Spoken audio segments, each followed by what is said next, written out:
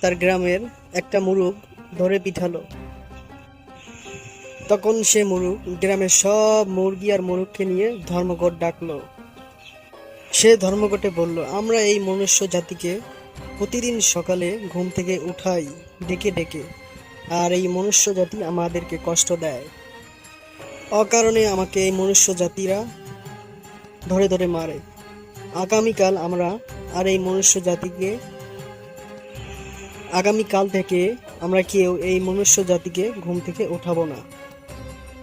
দেখি ওরা কি করে কাজকর্ম করে খায়। যেই কথা সেই কাজ। তার পরের দিন সকালে একটা মুরুকও ডাকাডাকি করল না। কিন্তু তারা তাদের ক্ষোভ থেকে বের হয়ে দেখলো, এ কি অবাক! গ্রামের সব মানুষ ঘুম থেকে উঠে তারা তাদের কাজকর্ম করছে। তখন মুরগিরা বুঝতে পারল